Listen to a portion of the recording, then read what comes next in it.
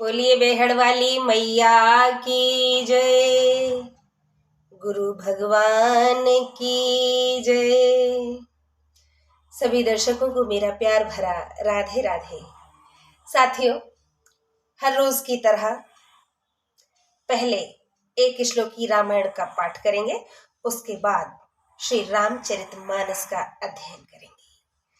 आदो राम तपोवनादि गमनम हत्वा मृगम कांचनम वैदेही हरणम जटायु मरणम श्री सुग्रीव संभाषणम बाली निर्दलनम समुद्र तरणम लंकापुरी दाहनम पश्चाद् रावण कुंभकर्ण हननम एतद् रामायणम। बोलिए सियापति रामचंद्र भगवान की जय, गौरी शंकर भगवान की जय। हर हर महादेव, हर हर गंगे। कथा में बालकांड चल रहा है। चारों भाइयों का विवाह हो चुका है। मुनि विश्वामित्र ने शतानंद जी के साथ जाकर राजा जनक से अब विदाई भी मांग ली है, परमिशन ले ली है कि अब हमें जाने दिया जाए। मुनि की आज्ञा श्रेष्ठ है, इसलिए राजा जनक मना नहीं कर पाए। महल में सूचना भेज दी, सभी दुखी हुए हैं, लेकिन एक न एक दिन तो बेटियों को ससुराल जाना ही था, बारात को वापस तो होना ही था, जैसे कि सबकी होती है। तो बारात की वापसी हो रही है और आज जनकपुर से बेटियां दुल्हन बनकर के अपने ससुराल की ओर प्रस्थान करेंगी। और कहाँ पहुंचेंगी? अपने खुद के घर ससुराल में पहुंचेंगी अब चारों बहनें। तो कल हमने कथा को विराम दिया था, वहीं से शुरू करेंगे। मैया सीता को गोद में बिठा करके माँ सुनैना बार बार समझा रही हैं। बाकी रानियां मांडवी श्रुति कीर्ति को भी समझा रही होंगी, लेकिन यहाँ वर्णन किया गया है कि सास ससुर गुर सेवा करे हु, पति रुख लखी आयसु अनसरेहु, अति स्नेह बस सखी सयानी, नारी धर्म सिख वही मृदुबानी। सास ससुर और गुरु की सेवा करना, पति का रुख देखकर उनकी आज्ञा का पालन करना, अत्यंत स्नेह के वश चतुर सखियां मधुर वाणी से स्त्री धर्म सिखा रही हैं। पति का रुख देखकर, अर्थात उनका मूड कैसा है, और फिर उसी हिसाब से उनकी आज्ञा का पालन करना। ये वो समय था, वो धर्म युग था, त्रेता युग का समय था, जब ना सिर्फ पत्नी व्रत किया करती थी, बल्कि पति भी पत्नी के प्रति आदर्श भाव से रहते थे। तब पत्नियां पतिव्रता हुआ करती थी और पति पत्नी व्रत हुआ करते थे। ये वो दौर था। आज का दौर थोड़ा उलट है। मेरी आदत एकदम तीक्ष्ण बोलने वाली है, कटाक्ष से मैं सीधे सीधे बात करती हूँ, घुमा फिरा कर बोलने की मेरी आदत नहीं है। इसीलिए मैं स्पष्ट रूप से कह देना चाहती हूँ कि ये बात किसी को हजम नहीं होगी कि पति का रुख देख करके बात कीजिएगा और उनकी आज्ञा का पालन कीजिएगा। अभी दौर बदल चुका है, इसीलिए घरों में सासों और बहुओं के बीच ज्यादातर अनबन हम लोगों को देखने को मिलती है। ये सभी लोग जानते होंगे, जो भी मेरी कथा सुनेंगे उन सबको पता होगा कि हमारे बीच में कितना सामंजस्य आज के समय में हम बिठा पा रहे हैं, क्योंकि दौर बदल गया है। ना तो पत्नियां उतनी ज्यादा पतिव्रत धर्म को अपना पा रही हैं और ना ही पति पत्नियों के प्रति उतने आदर्श भाव से रह पा रहे हैं। मेन कारण यही है कि हम एक दूसरे का मान सम्मान, उनकी भावनाओं को नहीं समझ पाते हैं और आहत करते हैं एक दूसरे को। है ना। तो हमें क्या करना है, अपने बीच में अगर सामंजस्य बिठाना है, सौहार्द बनाना है, तो हमें एक दूसरे के प्रति विनम्र होने के साथ साथ, आदर्श होने के साथ साथ ईमानदार होना पड़ेगा, है ना। जीवन साथी जीवन में सिर्फ एक ही बार होना चाहिए, इधर उधर कोई ताक झांक नहीं, कोई मतलब नहीं। यारी दोस्ती अलग चीज है, लेकिन फिजिकल रिलेशन सिर्फ और सिर्फ अपने जीवन साथी के प्रति ही रखें, तो जीवन साथी के प्रति वफादारी ही हमारे रिश्ते को मजबूती प्रदान करती है। ये बात हम सबको गांठ बांध लेनी चाहिए, और जो लोग गांठ बांध लेंगे उनकी गृहस्थी नैया पार लगेगी, उनकी गृहस्थी को कोई नहीं तोड़ सकता, ना ससुराल की वो औरतें, ना कोई चुगली, और ना ही माँ के पक्ष से कोई समझाने आएगा लड़की को, तो भी वो अपने घर को कभी नहीं तोड़ेगी। तोड़ती तो कोई भी नहीं है, लेकिन फिर भी उसे फिर कोई सिखा पड़ा नहीं सकता। बस जीवन साथी एक दूसरे के प्रति, मैं सिर्फ एक की बात नहीं कर रही, दोनों पति पत्नियों की बात कर रही हूँ, एक दूसरे के प्रति आदर्श भाव से ईमानदारी के साथ रहे। बहुत बड़ी बात कह दी है मैंने, समझने वाले समझ जाएंगे, बाकी तो चल ही रही है सबकी। खैर, तो कोई भी लड़की अपने ससुराल से कुछ गलत सीख कर नहीं आती है। मेरी माताओं बहनों, कभी भी बहुओं को गलत ना समझिए, और मेरी बहनें कभी अपनी सासों को गलत ना समझिए। अरे थोड़ा बहुत उलट पुलट बोल देती हैं तो जाने दीजिए, बुजुर्ग हैं, उन्होंने अपनी सासों से ताने सुने हैं, इसीलिए उनको लगता है कि ये तो रीति है, हम भी बोल सकते हैं अपनी बहुओं से। और फिर हम पढ़ी लिखी कैसी, जब हम अपनी सासों की उन बातों को हजम नहीं कर पाए, तो हमारा पढ़े लिखे होना, हमारा आधुनिक होना व्यर्थ है। इसलिए सासें, ननद, देवरानी, जेठानी अगर कुछ कटु वचन कहती भी हैं, तो समझ लो ईश्वर ने इन्हें उतनी ही बुद्धि दी है, इससे ज्यादा उनको समझ नहीं है, उन्हें पता नहीं है कि उन्हें व्यवहार कैसे करना है आपके प्रति। इसलिए चिकने घड़े की तरह, बूंद की तरह उसे ढरक जाने दीजिए, दिल से मत लगाइए, क्योंकि आपका रिश्ता इन सब से अब जुड़ गया है। अब इनकी किसी बात का बुरा नहीं मानना है। हाँ, बहुत ज्यादा गलत हो रहा है, चार लोगों के बीच में बैठ के बातचीत करके सुलझा लेनी है, दिल से किसी बात को लगा के नहीं बैठना है। घर में झगड़ा हो जाए तो थैला उठा करके मायके की ओर नहीं भागना है, क्योंकि हम अपने घर से भागकर कहीं नहीं जाने वाले, ये तो हमारा खुद का घर है ना। ऐसा ही सब कुछ जनकपुर में आज सखियां उन बहनों को सिखा रही हैं, माताएं नाना भांति से अपनी बेटियों को ज्ञान पकड़ा रही हैं कि वो ही आपका घर है, अब उसमें अच्छे से रहना, सास ससुर की सेवा करना, पति की आज्ञा का पालन करना। तो हमें समझ लेना चाहिए कि हर लड़की अपने घर से अच्छा सीख करके आती है, उसे ताने ना मारें, ताकि उसके मन में खुन्नस पैदा ना हो, इस घर में आकर के वो इसे पराया ना समझे, अपना ही समझे। आगे बढ़ रहे हैं कि सादर सकल कुंवर समुझाई, रानिन बार बार उरलाई, बहुर बहुर भेटई महतारी, कहीं बिरंच रची कत नारी। आदर के साथ सब पुत्रियों को समझाकर रानियों ने उन्हें बारंबार हृदय से लगाया।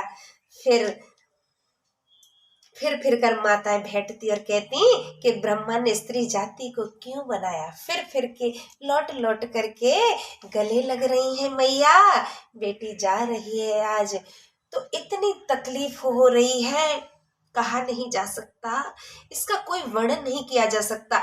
इस दर्द को, इस तकलीफ को सिर्फ वही माताएं बहनें समझ सकती हैं जो अपने मायके से ससुराल विदा होकर के आई हैं, और जिन माताओं ने अपनी बेटियों को विदा किया है। अन्यत्र कोई नहीं समझ सकता। आंसू सबके आते हैं, रोते सब हैं, लेकिन इस तकलीफ का अनुभव सिर्फ भुक्त भोगी ही कर सकते हैं। बहुत बड़ा कलेजा होता है माता पिता का, अपनी बेटी को सिर्फ भरोसे पर भेजते हैं ससुराल में, और जब उनके साथ गलत होता है तो सोचिए क्या गुजरती होगी।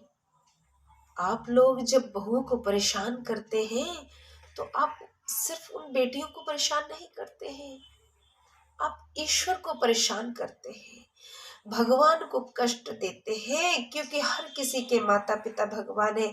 आप खुद तो भगवान बनना चाहती हैं कि मेरा बेटा मुझे भगवान की तरह पूजे, लेकिन जिस बेटी के माता पिता जिन्होंने आपको बिटिया बहू के रूप में पकड़ा दी, वो भी तो उसके भगवान हैं। जब आप उस बेटी को दर्द और तकलीफ देते हैं तो उसके भगवान को कितना कष्ट होता है। इसलिए मत भूलिए मेरी माताओं कि बहुओं को कष्ट क्यों दिया जाए, नहीं देना है कष्ट। मत भूलिए कि ये बहुएं बहुएं नहीं, ये किसी की बेटियां हैं, किसी की औलाद है, किसी की संतान है। आप सिर्फ उन बहुओं को कष्ट नहीं देती हैं, आप सरेआम ईश्वर को कष्ट देती हैं, क्योंकि उसके खुद के माता पिता भी तो भगवान ही हैं उसके।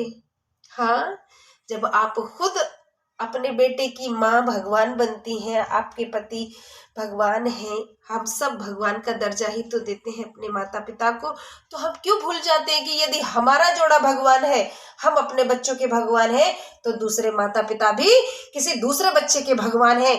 मत भूलिए इस बात को। सिर्फ इतनी सी बात जो बहनें जो भाई याद रख लेंगे, उनके घर में तो क्या कभी मोहल्ले में भी झगड़े नहीं होंगे। बस समझने की जरूरत है, सिर्फ और सिर्फ समझने की जरूरत है।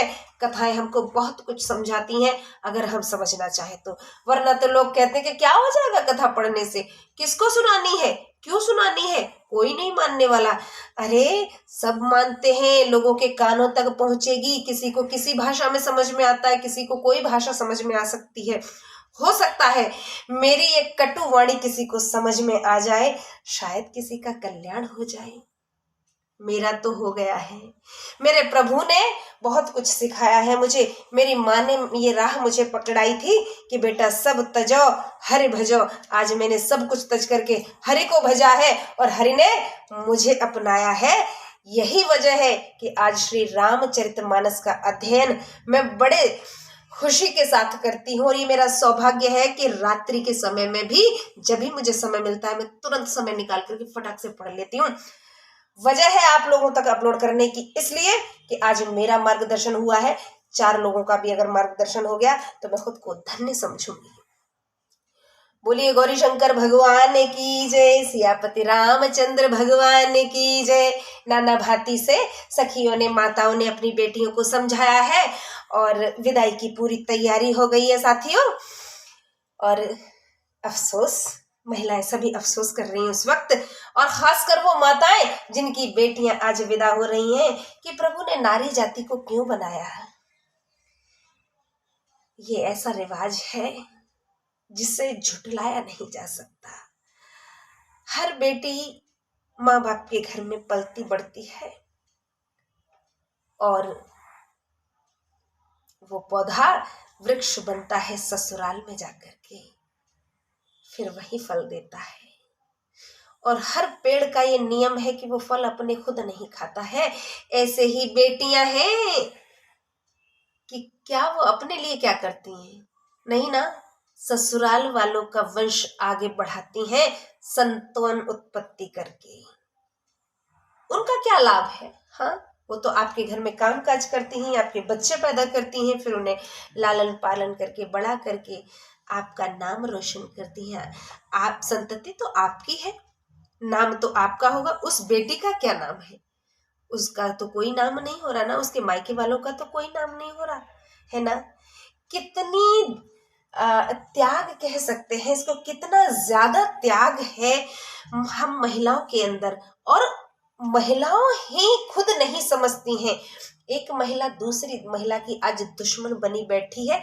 यही वजह है कि हमारे हिंदुस्तान में महिलाओं की स्थिति बहुत कमजोर है। ये अलग बात है कि कुछ स्टेट में दक्षिण भारत में महिलाओं की स्थिति मजबूत बनी हुई है, लेकिन उत्तर भारत में आज भी ये डोर कमजोर है। हमें इसे कमजोर नहीं बनाना है। महिलाएं एक दूसरे की इज्जत करना सीखें। पहले तो मैं सभी बहनों से, खासकर युवा बहनों से विनती करूंगी, उन लड़कियों से सभी से जो ग्रो कर रही हैं, जो बड़ी हो रही हैं, जो भले ही अपने परिवार में भेदभाव देख रही हैं, वो भी भेदभाव को ना अपनाएं। देख रही हैं आप, आपकी मजबूरी है, अगर आप उसके लिए लड़ सकती तो लड़िए। भेदभाव बर्दाश्त मत कीजिए। ये डिस्क्रिमिनेशन ही तो है जो हमारे बीच में ऐसी दरार पैदा कर दिया है कि हमारा जो विकास है वो तीव्र गति से नहीं हो पा रहा है। तो भेदभाव कोई भी बर्दाश्त ना करे। जैसा बेटों के साथ व्यवहार है वैसा ही बेटियों के साथ भी कीजिए। फिलहाल रुख करते हैं विदाई की ओर कि तेहि अवसर भानय सहित राम भानुकुल के तु चले जनक मंदिर मुदित विदा करावन हेतु। उस समय भाइयों समेत श्री रामचंद्र जी जनक जी के महल को प्रसन्नता पूर्वक विदा कराने के लिए चले। बड़े भैया है ना, तो ससुर जी से आज्ञा लेनी है। चार्यो भाई सुभाए सुहाए नगर नारी नर देखन धाये को कह चलन चहतय आजू कीन विदेह विदा कर साजू। चारों भाइयों की स्वाभाविक सुंदरता को नगर के स्त्री पुरुष देखने को दौड़ पड़े हैं। कोई सखी कहने लगी, आज ये जाना चाहते हैं, राजा ने विदा का सामान दिया है। हाँ, कल की कथा में हमने बताया था बहुत कुछ दान भेंट दी गई है। आज के लिए विदाई इससे विशेष करके मैंने छोड़ी थी जानबूझ करके कि ले नयन भरे रूप निहारी प्रिय पाहुने भूप सुतचारी को जाने के ही सुकृत सयानी नयन अतिथि की ने विधयानी। नेत्र भरकर रूप के दर्शन कर लो, ये चारों राजकुमार प्यारे मेहमान हैं। हे सयानी, कौन जाने किस पुण्य के प्रभाव से ब्रह्मा जी ने यहाँ लाकर हमारे नेत्रों के पाहुने बनाए हैं। मरण सीलो जिमे पाव पीयूषा सुर तरु लहे जन्म कर भूखा पावनार की हरे पद जैसे इन कर दर्शनु हम कहते से। मरणहार जैसे अमृत पा जाए, जन्म का भूखा कल्प वृक्ष पा जाए और नरकवासी को मोक्ष मिल जाए, वैसे ही हमको इनका दर्शन है। आज आत्मा तृप्त हो गई है। जिन जिन सखियों ने दर्शन कर लिए हैं प्रभु श्री राम के, वैसे तो पूरे जनकपुर ने उन्हें स्वयंवर से लेके अब तक देखा ही है, लेकिन जो भी रह गई थी, बच गई थी, वो विदाई के समय फिर से दर्शन कर रही है प्रभु का।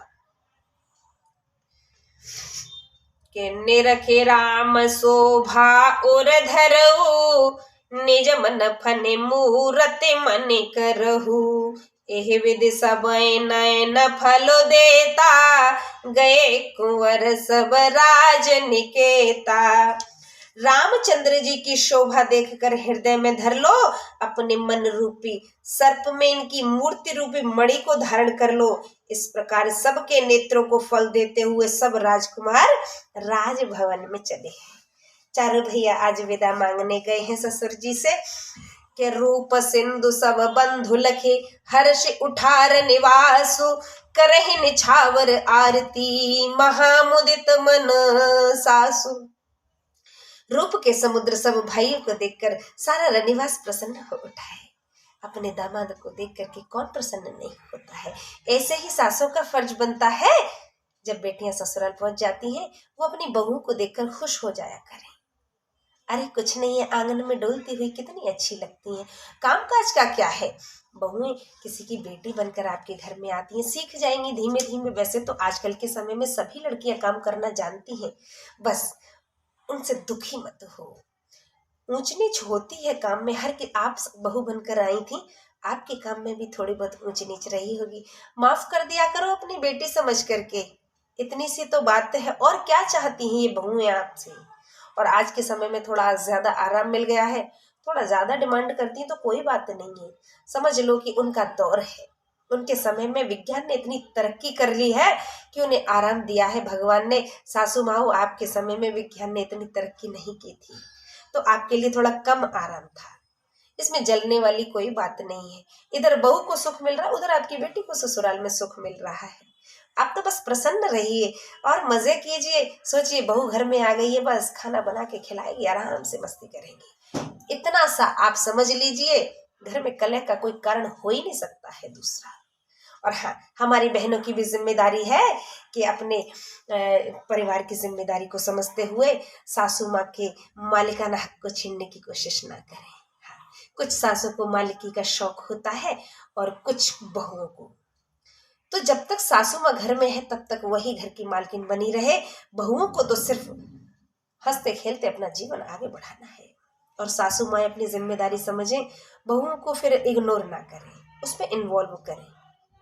घर में जो भी काम हो रहा है, जो भी काम, जैसा भी काम है, उसमें बहुओं की भी रजामंदी शामिल कर ले।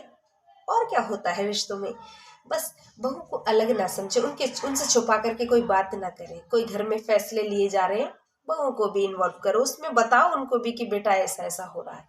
लेकिन सासों जब तक है तब तक सास घर की मालकिन रहेगी, सास के बाद फिर घर की चाबी बहू के पास रहेगी। ऐसा नियम चला आ रहा है, चलने दीजिए, क्या फर्क पड़ता है। सास का भी तो मान सम्मान उसी में है ना। और बहुओं का तो सिर्फ इतना है, बहुएं तो सिर्फ ये चाहती हैं कि बस मैया हमसे कुछ छुपाए नहीं। घर में जो काम हो रहे हैं हमें मालूम होना चाहिए, क्योंकि हम भी इस घर के सदस्य हैं। तो बहुओं से कुछ छुपाइए मत सासू माओ, मालिकी आप अपने पास रखिए, ये तो आपको ही शोभा देती है। बहुएं तो अभी बच्चियां हैं, खेलेंगी, खाएंगी, मस्ती करेंगी बस। पैसे संभालने का शौक, ये शौक नहीं होता, ये बोझ होता है। तो ये सासू माओ को दे दीजिए ये बोझ। ये जिम्मेदारी बहुत बड़ी जिम्मेदारी होती है। जब तक माँ जीवित है, घर में सासू माँ है, तब तक ये जिम्मेदारी सास को सौंप के रखिए। देखिए जीवन आपका बड़ा सुलभ हो जाएगा। हर जगह सास गलत नहीं है, हर जगह बहू गलत नहीं है। एक दूसरे को समझने की कोशिश करें, यही रीति है, यही नीति है। चलिए, रूप सिंधु सब बंधु लखी, हर्ष उठार निवासु, करहि निछावर आरती, महामुदित मनु सासु। रूप के समुद्र सब भाइयों को देखकर सारा रनिवास प्रसन्न हुआ है। सासें भी बड़ी प्रसन्न हो रही अपने दामादों को देख देख करके। इसी वजह से हमने ये बात कही थी कि जहां दामादों की सासें प्रसन्न है, वहीं बहुओं की सासों को भी प्रसन्न होना चाहिए। सिर्फ यही वजह थी। और देखी राम छवि अति अनुरागी, प्रेम विवश मुनि पुनि पद लागी, रही न लाज प्रीति और छाई, सहज सनेव बरन के में जाई। हाँ भैया, श्री राम जी की छवि देख करके वे बहुत प्रसन्न हुई, मारे प्रेम के बारंबार चरण छूने लगी। लाज छूट गई, हृदय में प्रेम भर आया। उनके स्वाभाविक प्रेम का वर्णन कैसे किया जाए, नहीं किया जा सकता है किसी माँ के प्रेम का वर्णन। उसके बेटे के प्रति कितना प्रेम है कि भाईन सहित उबट अनवाए, छरस असन अति है तुझे वाए। बोले राम सु अवसर जानी, सील स्नेह सकुच मय बानी। उन्होंने भाइयों सहित रामचंद्र जी को उबटन करके स्नान करवाया और बड़े प्रेम से 6 वर्ष संयुक्त भोजन करवाया।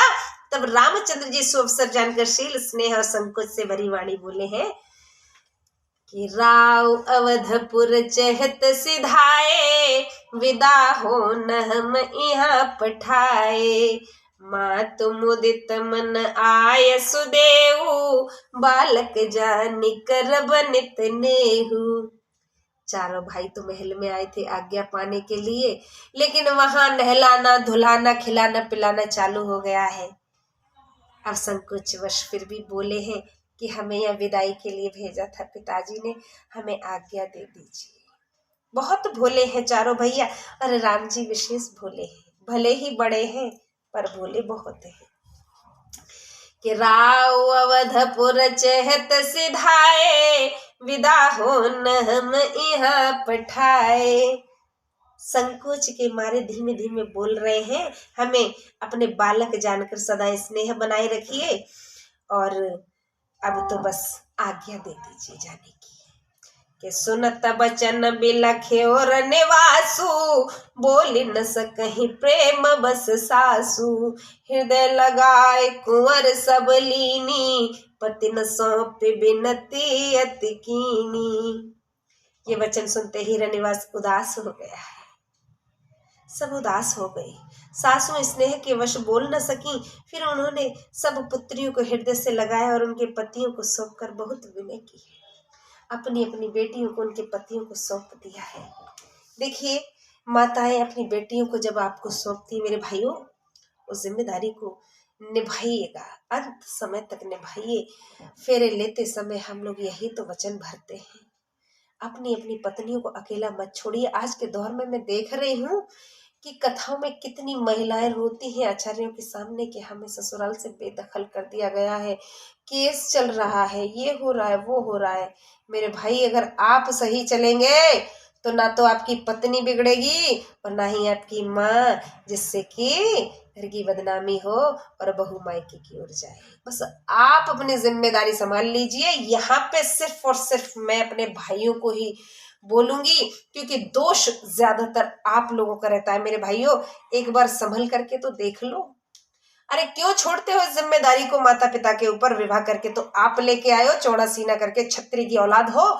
अपनी पत्नियों को अपनी पत्नी समझें, काम वाली नहीं, या कोई गैर नहीं कि हमारा कुआर पत्र उतर गया, निकलो तुम यहाँ से, हमें आपकी जरूरत नहीं, हमारे पास बहुत पैसा है, तुमसे ज्यादा पैसे मिलके अभी भी शादी हो जाएगी। यह ख्याल दिमाग से निकाल दीजिए। जब आप एक बार फेरे लेकर पत्नियों को ले आए हैं, अपनी जिम्मेदारी निभाइए। ना तो आपकी माँ फिर आपके खिलाफ बोलेगी और ना ही आपकी पत्नी। जब आप पत्नी का साथ देंगे तो आपकी पत्नी एक बार नहीं 4 बार आपके आगे झुकेगी। बस आप उसकी निंदा सबके सामने मत कीजिए। इसलिए मैं किसी भी सास को दोष नहीं दूंगी कि कोई सास खराब है या कोई ससुर खराब है या कोई ननद खराब है या कोई भाभी देवरानी जेठानी, कोई खराब नहीं होता। हमारा पार्टनर हमारा साथ देता रहे तो सब अच्छे होते हैं, जो खराब होते ना वो भी अच्छे हो जाते हैं। आज जनकपुर में रानियों ने चारों भाइयों को अपनी बेटियां सौंपी हैं और इस उम्मीद के साथ कि अब ये इन्हें सुखी रखेंगे, इसीलिए हमने गृहस्थी से इस बात को जोड़ दिया था, है ना। आगे बढ़ रहे हैं। विनती कर रही हैं माताएं अपनी बेटियों को दामादों को सौंप करके। छंद के माध्यम से गोस्वामी जी ने क्या लिखा है, देखिए कि कर विनय सिय राम है समर्पी, जोर कर पुनि पुनि कहे, और बल जाओ जात सुजान, तुम कहूँ विदित गति सबकी अहे। परिवार पुरजन मोहि राजय, प्राण प्रिय सिय जानवी, तुलसी ससील स्नेहु लखिन जकिंकरी कर मानवी। रानी ने विनती करके सीता जी को श्री राम जी को समर्पण कर हाथ जोड़कर बारंबार कहा, हे रानी, हे सुजान राम जी, मैं बलिहारी जाऊं, आपको सबकी गति मालूम है। ये सीता कुटुंबियों को, नगर वासियों को, मुझको और राजा को प्राणों के समान प्यारी है। मैया सीता सिर्फ माता पिता को ही नहीं, पूरे कुटुंब को, पूरे राज को दुलारी है, सबकी लाडली है वो, ऐसा जानना है। हे तुलसी के स्वामी, इनके शील और स्नेह को समझकर इसे अपनी दासी करके मानिएगा। तुलसीदास जी ने अपनी बात जोड़ दी है। हे तुलसी के स्वामी, अनन्य भक्त हैं, अनन्य उपासक हैं गोस्वामी जी भगवान श्री राम के, कि तुम परिपूर्ण काम, जान सिरोमन भाव प्रिय, जन गुण गाहक राम, दोष दलन करुणायतन। आप पूर्ण काम हो, ज्ञानियों में श्रेष्ठ हो और स्नेह आपको प्यारा है। हे राम, आप भक्त जनों के गुण ग्रहण करने वाले हो, दोषों को दूर करने वाले और दया के स्थान हो। नाना भांति से मैया विनय कर रही हैं कि अस कह रही चरण गहिरानी, प्रेम पंकज नुगिरा समानी, सुन सने हसानी बरवानी, बहुविध राम सास सनमानी। इस प्रकार कह रानी चरण पकड़कर रह गई, उनकी वाणी मानो प्रेम की कीच में फंस गई। ऐसी स्नेह भरी मधुर वाणी सुनकर रामचंद्र जी ने बहुत भांति से सास का सम्मान किया है। मैया ने आज पांव पकड़ लिए हैं बेटे के कि बेटे, मेरी बेटी को सुखी रखना। ऐसे ही हर माँ इच्छा जताती है। फिर से जोड़ूंगी गृहस्थी से इस बात को, बड़ा ही इमोशनल समय है और ये पॉइंट ऐसे हैं कि बस भाव से ही इनका वर्णन तो खैर नहीं हो सकता है, लेकिन फिर भी हम शब्द देने की कोशिश करते हैं। हर माँ सिर्फ अपने दामाद से यही चाहती है, यही उम्मीद रखती है कि बस वो उसकी बेटी को हर सुख दे। हर माँ की ये इच्छा रहती है कि भले ही उसे अपने ससुराल में जो सुख नहीं मिला, लेकिन उसकी बेटी को उसके ससुराल में अवश्य मिले। हर माँ का ये सपना होता है। और मैं कहूंगी अपने भाइयों से, मेरे भाइयों, आप अपनी जिम्मेदारी को समझना सीख लीजिए। माता पिता पर मत छोड़िए, उनको बदनाम मत करिए, इससे भी आपको पाप लगेगा।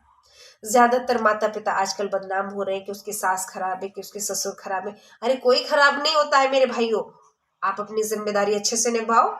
अपने माता पिता को क्यों बदनाम करवाते हो मेरे भाई? मत करवाओ, मत दोष दिलवाओ, इसमें आपको भी पाप लगता है।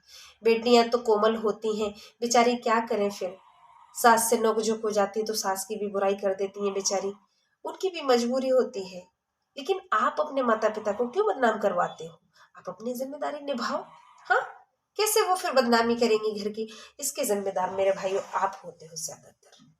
अपने माता पिता की बदनामी का कारण भी वो बेटे ही हैं जो अपनी जिम्मेदारी नहीं निभा पा रहे हैं। देखिए कैसे मैया प्रार्थना कर रही हैं। ऐसे ही हर सास की इच्छा रहती है कि उसका दामाद उसकी बेटी को सुखी रखे। तो आज से जो भी मेरी कथा को सुन रहे हैं या जो चाहते हैं कि कोई और भी सुने, तो प्रेषित कीजिए, वीडियो को शेयर कीजिए और उन लोग को ये बताने की कोशिश कीजिए कि सास ससुर खराब नहीं होते हैं, देवर जेठ खराब नहीं होते हैं। अगर खराब होता है तो हमारा जीवन साथी, अगर वो सुधर जाए, लाइन पर आ जाए, वो अपनी जिम्मेदारी को समझे और अपनी पत्नी को इज्जत दे, तो घर में कोई खराब नहीं होता। अपने माता पिता की बदनामी का कारण बेटे खुद बनते हैं। अगर वो अपनी जिम्मेदारी को निभाए, अपनी पत्नी का मान सम्मान करे, सबके सामने बुराई ना करे, तो लड़की कोई भी ऐसी नहीं है जो अपने पति के खिलाफ जाकर के अपने सास ससुर की बुराई करे। कुछ एक तत्व हो सकता है, वो अलग बात है, हर एक लड़की बुराई नहीं करेगी। इसलिए अब सास ससुर को बदनाम करना बंद कर दीजिए। सास ससुर ने बदनामी का ठेका नहीं ले रखा है बदनाम होने का। उन्होंने तो संतान को पाल पोस करके बड़ा किया, अपने बेटों का विवाह किया है। हर माँ सुख से अपने बेटों का विवाह करती है और ये सपना देखती है कि एक अच्छी सी बहू आ जाए जो घर में अच्छे से जिम्मेदारी संभाल ले, घर के काम काज को संभाल ले और बुढ़ापे का सुख वो सास ससुर भोग सके। तो बेटों को जिम्मेदारी संभालनी है, निभानी है। सास ससुर कोई गलत नहीं होते, कुछ एक होते हैं तो वो भी लाइन पे आ जाते हैं जब बेटे सही चले। तो आज से सास ससुर को बदनाम करना बंद कर दीजिए। बेटे अपने हाथ में कमान ले ले, अपनी पत्नियों को मान सम्मान दे दीजिए, बस उससे ज्यादा वो उम्मीद भी नहीं करती हैं आपसे। बाकी वो खुद संभाल लेती हैं सब कुछ। सबके सामने उनकी बुराई मत करो, बदनामी मत करो, बात बात पर मायके को गाली मत दो मेरे भाई। जिस प्रकार आप अपने माता पिता के खिलाफ नहीं सुन सकते हो, ऐसे ही बेटियां भी नहीं सुन सकती है ना। बस इतना समझ लीजिए। तो मैं समझती हूँ कि सास ससुर किसी के खराब नहीं होते हैं। जीवन साथी को बस समझने की जरूरत है। बेटे जिम्मेदारी उठाएं और अपने माता पिता को बदनामी से बचाएं। ये आज की सोच है, पुरानी सोच को पीछे छोड़ दीजिए। सास ससुर को बदनाम करने वाली बातें भूल जाइए भाई। नई सोच, नया जमाना है तो फिर सोच भी नई होनी चाहिए, है ना। आगे बढ़ रहे हैं। राम बिदा मांगत कर जोरी और कीन प्रणाम बहोरी बहोरी। पाए असीस बहुर सिरुनाई भाइन सहित चले रघुराई। मैया सुनैना से बार बार हाथ जोड़कर विनती की है प्रभु श्री राम ने, माँ आज्ञा दो, माँ आज्ञा दो। अब हम चलते हैं और आपकी आज्ञा का पालन करेंगे। आपने जैसे बोला है वैसे ही हम साथ निभाएंगे हमेशा। आपकी बेटी का हाथ थामा है, अब कभी नहीं छोड़ेंगे। और सच में प्रभु ने छोड़ा भी नहीं था। 14 वर्ष के वनवास में अपने साथ ही रखा था माँ को। बाकी का जो था माँ का प्रभु श्री राम से अलग रहने का सिलसिला, वो श्रापवश था और कुछ सुनिश्चित था, पहले से लीला थी। इसलिए कभी भी प्रभु को गलत मत समझिए कि उन्होंने अपनी पत्नी का साथ नहीं दिया था, उन्होंने हमेशा उनका साथ दिया था। आगे बढ़ रहे हैं, वो बाद की बातें होंगी, कथा में आएंगी भी। रामचंद्र जी ने हाथ जोड़कर विदा मांगी, बारंबार प्रणाम किया, फिर आशीर्वाद पाकर के और सिर नवाकर रामचंद्र जी भाइयों से चले हैं कि मंजू मधुर मूरति उर आनी, भई स्नेह शिथिल सब रानी, पुनि धीरज धरि कुंवरि हकारी, बार बार भेंटई महतारी। सुंदर माधुरी मूर्ति को हृदय में धारण कर सब रानियां स्नेह के मारे शिथिल हो गईं। फिर धीरज धरकर माता ने राजकुमारी को बुलाया और बारंबार भेंटने लगी है। क्षमा कीजिए। कि पहुंचा वहीं फिर मिलहि बहोरी, बड़ी परस्पर प्रीत न थोरी, पुण्य पुण्य मिलत सखिन बिलगाई, बाल बच्चो जिमि धेनु लवाई। बारंबार पहुंचाती और फिर मिलती हैं। इस प्रकार आपस में प्रीति बढ़ी। बारंबार मिलती हुई माताओं ने सखियों को अलग कर दिया, जैसे हाल की ब्याई हुई गाय को कोई उसके बालक से अलग कर दे। माँ और बछड़ी का बिछोह है ये, गाय और बछिया का जैसे हो जाए, ऐसे ही बेटियों को माताओं से अलग कर दिया है सखियों ने, गांव की औरतों ने। छूट नहीं पा रही है ना प्रेमवश, क्योंकि आज मायका छूट रहा है। देखिए, एक घर को छोड़ करके बेटी दूसरे घर जाती है बड़ी उम्मीद के साथ कि आज इस घरौंदे को छोड़ा है तो हमें एक नया घरौंदा मिला है, और जब उस घरौंदे को कोई उतरने की कोशिश करे, उस घरौंदे से कोई बाहर धकेलने की कोशिश करे, तो कितनी बड़ी बद्दुआ लगेगी। क्या कभी वो घर पनप पाएगा? कभी नहीं। ये घमंड भले ही हो लोगों को कि बहुओं को बेदखल करके वो खुश हो जाते हैं, नहीं, बद्दुआएं ऐसी लगती हैं कि वो कभी नहीं पनप पाते, कभी सुखी नहीं हो पाते हैं। इसलिए कभी भी ऐसी बहुओं की बद्दुआएं मत लीजिए। बहुएं तो सभी समान है, वो सभी अपनी माओ से अलग होकर के आती है, कभी उनकी बद्दुआ मत लेना। कोई भी उनकी बद्दुआ मत लेना, चाहे वो पड़ोसी चुगली करने वाला हो, या देवरानी जेठानी घर में चुगली करने वाली हो, या सास ननद हो, कोई भी, या पति ही क्यों ना हो, इन बहुओं की बद्दुआ मत लेना। क्योंकि देखिए कैसे अपने घर को छोड़कर आपके भरोसे आती हैं, और आप भी बेदखल कर देंगे तो कहाँ जाएंगी ये? हाँ, इसलिए जो नीति है, जो रीति है, उसी को अपनाइए और घर गृहस्थी को खुशियों से महकने दीजिए। अच्छे विचारों को आत्मसात कीजिए। आज का जो फालतू का दौर चल पड़ा है, ये जो कोर्ट केसेस आजकल बहुत ज्यादा बढ़ते जा रहे हैं, तलाक का जो इतना ज्यादा रौब बन गया है, इसको खत्म करने की कोशिश कीजिए। इससे सिर्फ और सिर्फ परिवारों की बर्बादी है और कुछ भी नहीं।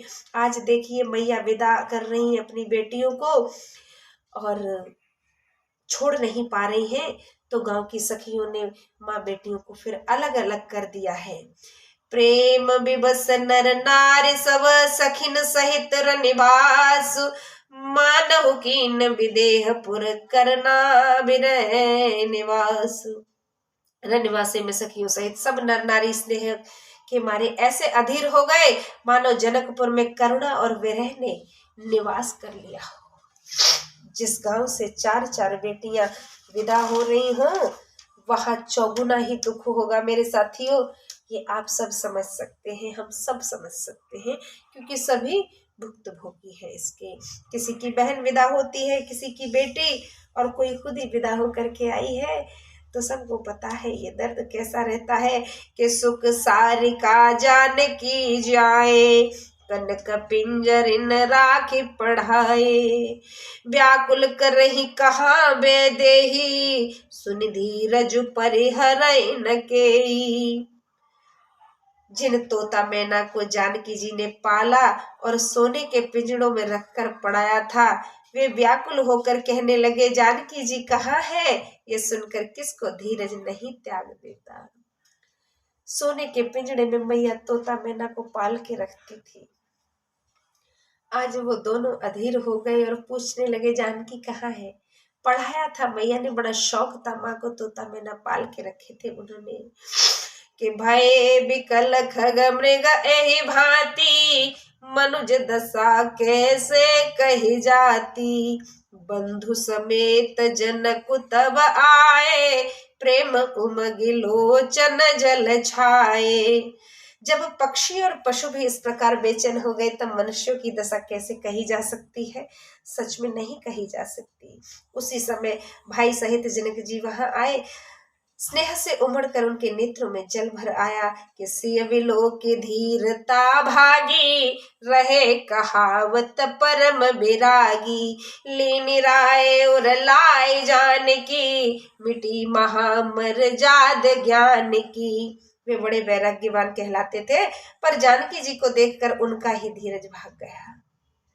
राजा ने सीता जी को हृदय से लगा लिया, ज्ञान की महान मर्यादा मिट गई। आज जो राजा जनक संतों में सर्वोपरि माने जाते हैं, बेटी के मोहवश सब भूल गए और बेटी को कलेजे से लगा लिया है। आज उनके अंदर पुत्री प्रेम उमड़ पड़ा है। पिता का प्रेम ऐसा ही होता है अपनी संतान के प्रति। हर बेटी अपने पिता को प्यारी होती है, वो कैसी भी हो।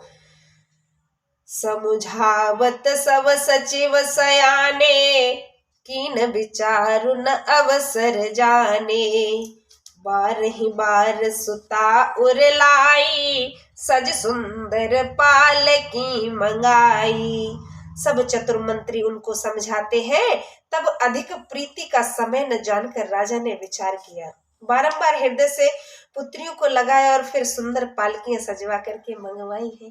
पहले पालकी में विदाई हुआ करती थी, आज के समय में 4 व्हीलर में विदाई होती है। दौर बदल गया है, इसीलिए मैं कहती हूँ कि वो समय अलग था, ये समय अलग है। सासू माओ को भी समझने की जरूरत है और उन बेटियों को भी जो खुद को मॉडर्न समझती हैं। मॉडर्न होने का मतलब ये नहीं है कि बस हवा में बातें करो, hi fi beauty parlour, no no. Modern होने का मतलब ये है कि आप स्थिति को संभाल लें, परिस्थिति में ढल जाए। कुछ लोग कहते हैं कि या तो ढल लो या निकल लो। कुछ लोगों के लिए ये सॉल्यूशन होता होगा, लेकिन सबके लिए नहीं हो सकता है। मॉडर्न में उसी को मानती हूँ जो परिस्थिति को संभाल ले। बहुत बड़ी बात कह रही हूँ, समझने वाले समझ जाएंगे और जिनको ना समझ में आए वो कमेंट बॉक्स में लिख कर भेजे, समाधान मिल जाएगा। कि प्रेम विवश परिवार सब, जान सुलगन नरेश। कुंवर पढ़ाई पालकिन सुमरे से दिगनेश। सब परिवार प्रेम में विकल है। शुभ लग्न जानकर तथा सिद्धिदात्रा गणेश जी को स्मरण कर राजा ने राजकुमारियों को पालकी में बिठाया है। बड़े रीति रिवाज से, रीति रिवाज तो एक भी नहीं भूले। कैसे भूल जाए? हमारे यहाँ ये रीति रिवाज, ये रस्म अदायगी है, इसी की वजह से तो महानता है। हाँ, वरना अन्य देशों में तो देखिए कैसे किचड़ मार पड़ी हुई है। लेकिन हिंदुस्तान इसीलिए अमर है, इसीलिए तो इसे विश्व गुरु की संज्ञा भी दी जाती रही है शुरू से कि बहुविधि भूप सुता समुझाई, नारी धर्म कुल रीति सिखाई। दासी दास दिए बहु तेरे, सुच सेवक जे प्रियसी अकेरे।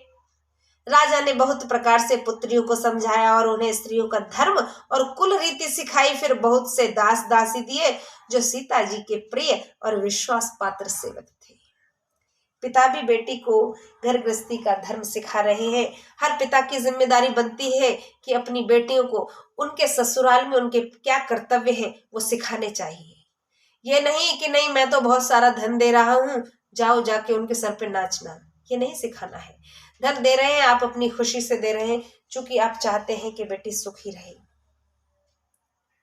लेकिन जिम्मेदारी भी निभानी है। मेरी बहनों, नाक मत कटवाया करो, घर में ज्यादा काम नहीं होता है। जिनकी वैसे भी अच्छे घरों में शादियां हो जाती हैं, जहाँ सर्विस वाले लड़कों के साथ में, वह काम कौन सा ज्यादा होता है। आधुनिकता आज सबके घरों में है, टीवी फ्रिज कूलर है ही है, किचन अच्छे अच्छे सबके होते ही हैं, समरसेबल सबके लगे हुए, तो पानी की टंकियां फिटी हैं, तो फिर क्या दिक्कत है। घर का वही काम रहता है थोड़ा सा, तो उसमें नाक मत कटवाया करो अपने माता पिता की, वो काम संभाल लिया करो। वो एक अलग बात है कि उसमें भी मीन में एक बार बार निकाला जाता है, तो उसको उसमें आपको सामंजस्य बिठाना है। इसी को मैं आधुनिक कहती हूँ। आधुनिकता वही है जहां सामंजस्य बिठा लिया जाए, जहां लड़ाई झगड़े फसाद बढ़ती चली जाए और आप उसमें घी डालने का काम कर रहे हैं, चाहे वो आपके कान भरने वाले कर रहे हो, चाहे आपके वकील कर रहे हो, तो वहां से आपको बच के निकलना है। आपकी मर्यादा क्या है? अपने परिवार को बांध के लेके चलना, ना कि उसे तोड़ना।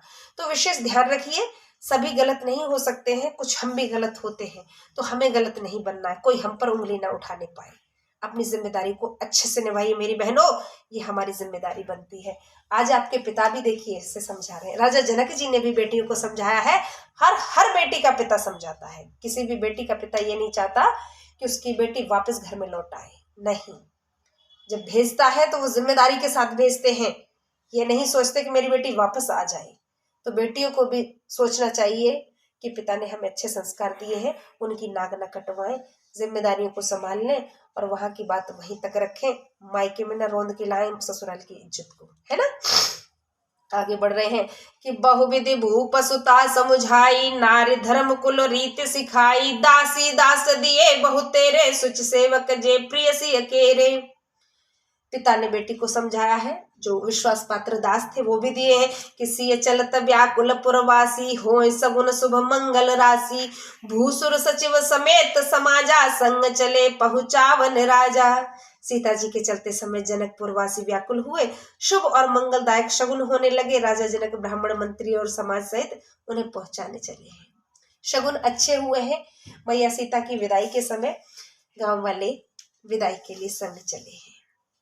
समय बिलो की बाजने बाजे, रथ गज बाज बरातिन साजे, दशरथ बे प्रबोल सबलीने, दान मान पर पूरन कीने। समय देखकर बाजे बजने लगे, बारातियों ने रथ और घोड़े सजाए। राजा दशरथ ने सब ब्राह्मणों को बुला लिया और दान मान से उनको संतुष्ट कर दिया है। चरण सरोज धूरि धर सीसा, मुदित महीपति पाय असीसा, सुमिर गजाजनु कीन पयाना, मंगल मूल सगुन भय नाना। और उनके चरण कमलों की रज मस्तक पर चढ़ाकर और आशीर्वाद पाकर राजा प्रसन्न हुए। फिर गणेश जी का स्मरण करके प्रस्थान किया। अब उस समय मंगलदायक अनेक शगुन हुए हैं। सुर प्रसून बरसै हर्षे, करहि अप्सरा गान, चले अवधपति अवधपुर, मुदित बजाय निशान। देवता प्रसन्न होकर फूल बरसाने लगे, अप्सराएं गान करने लगी। अवधपति दशरथ जी प्रसन्नता पूर्वक धौंसा बजाकर अवधपुर को चले हैं। दशरथ जी इतनी प्रसन्नता है, बहुओं को लेकर जा रहे हैं धौसा बजाते हुए। नृप कर विनय महाजन फेरे, सादर सकल मांगने टेरे, भूषण बसन बाज गज दीने, प्रेम पोष ठाड़े सब कीने। राजा ने विनती करके महाजनों को लौटा दिया, फिर आदर से सब याचकों को बुलाया, उन सबको गहने वस्त्र घोड़े हाथी देकर प्रेम से पुष्ट किया है। भेंटें तो इतनी ज्यादा दी गई हैं कि कोई असंतुष्ट रहा ही नहीं होगा। बार बार बिरदावल भाषी, फिरे सकल राम ही और राखी, बहुर बहुर कौशलपति कहीं, जनक प्रेम बस फिरे न चही। उन लोगों ने बारंबार वंश की बढ़ाई बखानी और श्री रामचंद्र जी को हृदय में रखकर लौटे। राजा दशरथ जी ने जनक जी से बार बार लौटने को कहा है, पर वे प्रेम के मारे लौटना नहीं चाहते, पीछे पीछे चल रहे हैं। दशरथ जी कह रहे हैं अब आप लौट जाइए, बहुत आगे निकल आए हैं। नहीं, मैं थोड़ा और चलना चाहता। पिता बेटी से विछोह नहीं कर पा रहे हैं, लेकिन करना पड़ेगा। एक ना एक दिन तो हर किसी के जीवन में ये दिन आता ही है कि उसकी बेटी को हमेशा के लिए फिर जाना पड़ता है। वो एक अलग बात है कि फिर वो आती जाती रहती है, लेकिन सिर्फ एज ए गेस्ट। बाकी तो उसकी विदाई, असली विदाई उसी दिन हो गई होती है। पुनि कह भूपति बचन सुहाए, फिर महिष दूर बढ़ आए। राव बहोर उतर भय ठाड़े, प्रेम प्रवाह विलोचन बाढ़े। फिर राजा दशरथ ने बहुत ही सुहावने वचन कहे, हे राजन आप लौट जाइए, बड़ी दूर आ गए। फिर राजा दशरथ जी रथ से उतरकर खड़े हो गए। मारे प्रेम के नेत्रों में जल की धारा बहने लगी। तब विदेह बोले कर जोरी, बचन स्नेह सुधा जन बोरी। करो कवन विधि विनय बनाई, महाराज मोहि दीन बढ़ाई। तब जनक जी हाथ जोड़कर मानो स्नेह रूपी अमृत में डूबकर वचन बोले, हे महाराज मैं किस विधि से आपकी विनती करूं, आपने ही मुझे बढ़ाई दी है। आज राजा जनक खुद को धन्य महसूस कर रहे हैं कि आपके पुत्र ऐसे कीर्तिमान कि आज मेरे दामाद के रूप में मुझे मिल गए हैं। आपने मुझे बहुत बड़ा बना दिया है कि आपके घर में मेरा रिश्ता हो गया, मेरी बेटी चली गई बहू बन के। यही सम्मान का भाव होना चाहिए। ऐसे ही रिश्ते चलते हैं। कौशलपति समधि सजन, सन्माने सब भांति। मिलन परस्पर विनय अति, प्रीत न हृदय समाति। अयोध्यापति दशरथ जी ने समधि का सब भांति से आदर किया। उनके आपस में मिलने में अत्यंत विनती और प्रीति थी, जो हृदय में समाती नहीं थी। दोनों में परस्पर प्रेम बरस रहा है और निश्चल प्रेम है। ये कोई भी बनावटीपन नहीं है एक भी तरफ से। ऐसा ही होना चाहिए, तभी रिश्ते चलते हैं। मुनि मंडल ही जनक सिरुनावा, आसिर बाहु सवय सन पावा। सादर पुनि भेटे जमाता, रूपशील गुण निधि सब भ्राता। मुनियों को जनक जी ने सिर नवाया और सबसे आशीर्वाद पाया। फिर आदर सहित अपने दामादों से मिले, जो रूपशील और गुण के निधान है। सारे भाई, इन पर तो ही दुनिया मर मिटती है। जोरी पंकरुह पान सुहाए, बोले बचन प्रेम जनु जाए। राम करो के भांति प्रशंसा, मुनि महेश मन मानस हंसा। और कमल के समान हाथ जोड़कर मानो प्रेम से उत्पन्न हुए वचन बोले, हे राम जी मैं किस प्रकार से आपकी बढ़ाई करूं। आप मुनि और महादेव जी के मन रूपी सरोवर के हंस हैं। भगवान श्री राम सबको प्रिय है।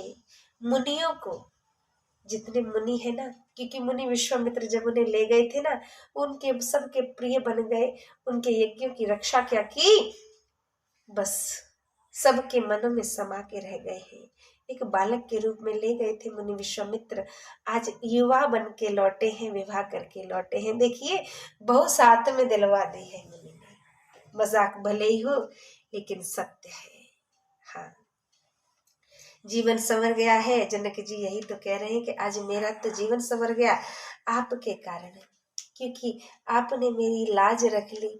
स्वयंवर में धनुष को डोरी चढ़ाई और बेटी का स्वयंवर पूर्ण हुआ, वरना तो कोई उम्मीद कहीं दिख भी नहीं रही थी जब धनुष नहीं हिल रहा था। तो राजा जनक नाना भांति से प्रार्थना कर रहे हैं और बता रहे हैं कि मैं आपका ऋणी हूँ। सार यही है कि वो यही कोशिश कर रहे हैं बताने की, मैं आपका ऋणी हूँ, कर्जदार हूँ। हर पिता को ऐसा ही लगता है।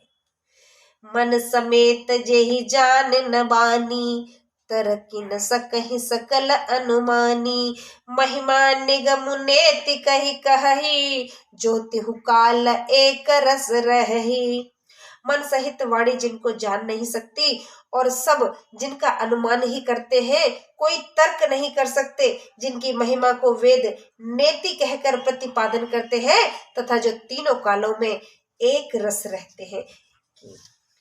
नयन विषय मोह कहूँ भयऊ, सो समस्त सुख मूल। और सवै लाभ जग जीव कहे, भय ईसु अनुकूल। सब सुखों के मूल आप मेरे नेत्रों के प्रत्यक्ष हुए। ईश्वर के अनुकूल होने पर जगत में जीवों को सभी लाभ सुलभ है। सवै भांति मोय दीन बढ़ाई, निज जन जान लीन अपनाई। होय सहस दस सारद शेषा, करहि कल्प कोटिक भरे लेखा। आपने मुझे सब प्रकार से बढ़ाई दी और अपना दास जानकर अपना लिया है। मैंने कहा ना, राजा जनक जी को तो बस वही सब दिख रहा है कि मैं आपका ऋणी हूँ, कर्जदार हूँ। जो 10,000 शारदा और शेष हो करोड़ों कल्पों तक गणना करते रहे, फिर भी नहीं की जा सकती, कोई तारीफ ही नहीं है आपकी। तो आप तारीफ से परे हैं, बहुत ऊपर है। मोर भाग्य राउर गुण गाथा, कही न सिराही सुनौ रघुनाथा। मैं कछु कहूँ एक बल मोरे, तुमरी झौ स्नेह सुठि थोरे। तो भी मैं रघुनाथ जी सुनिए, मेरे भाग्य और आपके गुणों की कथा को कहकर अंत नहीं पा सकते। मैं जो कुछ कहता हूँ सो अपने इस एक ही बल पर कि आप थोड़े निष्कपट स्नेह से प्रसन्न हो जाते हैं। राम जी की आज कैसे बढ़ाई कर रहे हैं राजा दशरथ। कह रहे हैं कि मैं जो कुछ कहता हूं सो अपने इस एक ही बल पर कि आप थोड़े ही निष्कपट स्नेह से प्रसन्न हो जाते हैं। भैया राम इसी प्रकार के हैं। जैसे भगवान श्री महादेव जी की हम बात करते हैं कि भोलेनाथ बहुत भोले हैं, और अगर कोई समझ सके तो श्री राम जी उनसे कहीं अधिक भोले हैं। राजा जनक जी ने ये बात कही है कि आप थोड़े से निष्कपट से ही प्रसन्न हो जाते हैं, तो बहुत भोलापन है। इसीलिए भगवान श्री राम के चरण कमलों को भगवान महादेव अपने हृदय में सुरक्षित रखते हैं हमेशा। जिस प्रकार महावीर जी के हृदय में श्री सीता और राम जी विराजते हैं, उसी प्रकार महादेव के हृदय में भगवान श्री राम के चरण कमल विराजते हैं। हालांकि अलग नहीं है, हनुमान जी भी भगवान शिव का ही अवतरण है, लेकिन परछाई अलग अलग है और रूप एक ही समाहित है हृदय में। चाहे हनुमान जी के रूप में मैया सीता और राम जी की छवि हो, चाहे महादेव के रूप में श्री राम जी के चरण कमल हो, बात तो एक ही है। तो दोनों ही भोले भाले हैं। कभी ये मत समझिएगा कि श्री राम जी भोले नहीं हैं। भोले भाले के भक्त हैं तो भोले ही तो होंगे। महादेव जी के भक्त हैं वो भी। बार बार मांगो कर जोरे, मनु परिहरे चरण जन भोरे। सुन बर वचन प्रेम जनु पोसे, पूरन काम राम परितोषे। बारंबार हाथ जोड़कर मैं यही मांगता हूँ कि मेरा मन भूल कर भी आपके चरणों को न छोड़े। इस प्रकार जनक जी ने मानो स्नेह से पुष्ट किए श्रेष्ठ वचन सुनकर श्री राम जी संतुष्ट हो गए हैं। आज दामाद को खुश कर दिया है ससुर जी ने। करे बर विनय ससुर सन्माने, पितु कौशिक वशिष्ठ समझाने। बिनती बहुर भरत सन कीनी, मिल सप्रेम पुण्य आशीष दीनी। उन्होंने ससुर जनक जी को पिता विश्वामित्र जी और वशिष्ठ जी के समान जानकर विनती करके सम्मानित किया। फिर राजा ने भरत जी से विनती की और स्नेह के साथ मिलकर आशीर्वाद दिया है। श्री राम जी ने मुनि विश्वामित्र और अपने पिता श्री दशरथ जी के समान गुरु वशिष्ठ के समान जानकर के ही उनसे विनती की है। उनके समकक्ष उनको रखा है, कम नहीं आका है। ऐसे बोले हैं भगवान श्री राम, भेद नहीं जाना है कि मेरे पिता और माँ जानकी के पिता, मतलब उनकी पत्नी के पिता अलग है। ऐसे ही होना चाहिए हर दामाद का भाव। जब ये भाव रहेगा हमारे भाइयों में, बांधवों में, कि मेरे पिता और मेरी पत्नी के पिता में कोई फर्क नहीं है, उस दिन मैं गारंटी के साथ कहती हूँ मेरे भाइयों, आपके घर झगड़े 100% सुलझ जाएंगे। जब आप अपनी पत्नी के मायके वालों को गाली देते हो ना, तब आपका घर टूटने की कगार पर पहुंचता है, क्योंकि आप बर्दाश्त नहीं करते हो तो वो बेटी कैसे बर्दाश्त कर लेगी? नहीं कर पाएगी, कोई भी नहीं कर सकती है।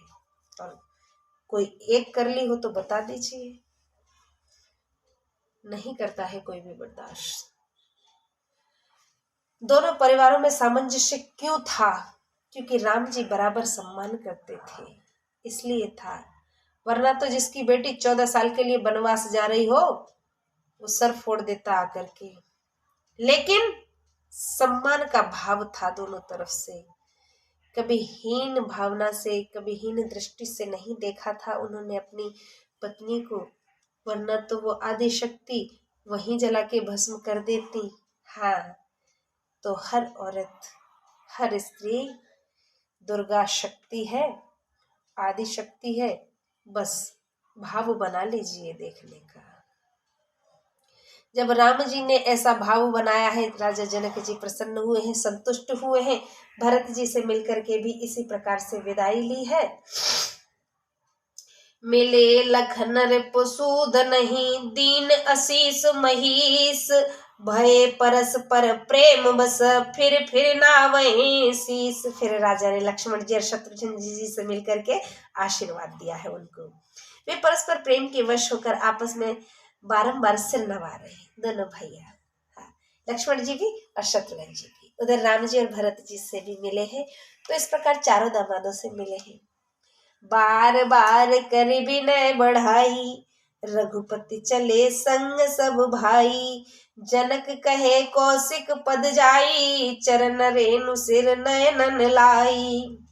श्री रामचंद्र जी की बार बार विनती और बढ़ाई करके सब भाइयों को साथ लेकर चले।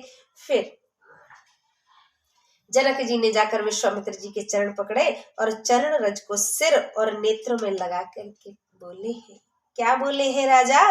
कि सुन मुनि सबर दर्शन तोरे, अगमुन कछु प्रतीत मन मोरे।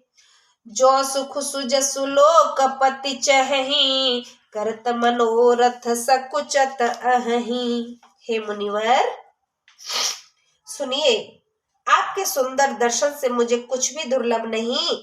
मेरे मन में यह विश्वास है, जो सुख और सुयश लोकपाल चाहते हैं और जिनका मनोरथ करते हैं वे सकुचाते हैं। तात्पर्य ये है कि मैं इतना बड़ भागी हूं तो आपके कारण, और मैं इस ऋण को नहीं चुका सकता।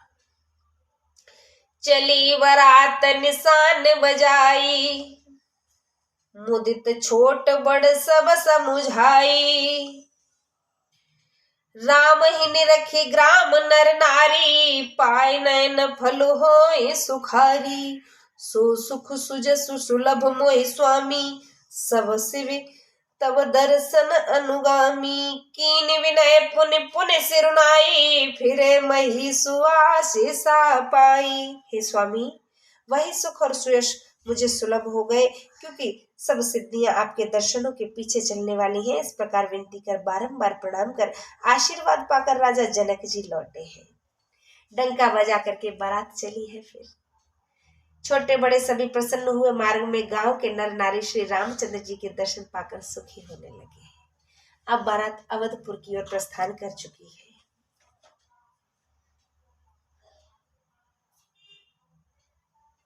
बीच बीच बरबास करे, मगलोगन सुख देत। अवध समीप पुनीत दिन पहुंची आई जनेत। बीच बीच में सुंदर मुकामों पर ठहरती हुई, मार्ग में लोगों को सुख देती हुई अयोध्यापुरी के निकट शुभ दिन में बारात आ पहुंची है। आज की कथा को यहीं विराम देंगे, क्योंकि विदाई हो गई है और बारात अब अवधपुर में आ गई है। सबको सुख हुआ है। जैसे ही पता चला है, सब प्रसन्नता से दौड़ पड़े हैं कि बारात वापस आ गई। बारात वापस आई है, वहां की रीति अलग रहेगी। ये कथा में कल पढ़ेंगे हम लोग। आज के लिए इतना ही, इजाजत दीजिए। काफी लंबी क्लिप हो गई है। श्रद्धा यादव आपसे अनुमति चाहती है। कल फिर आपसे भेंट होगी। तब तक के लिए नमस्कार, राधे राधे, जय सिया राम।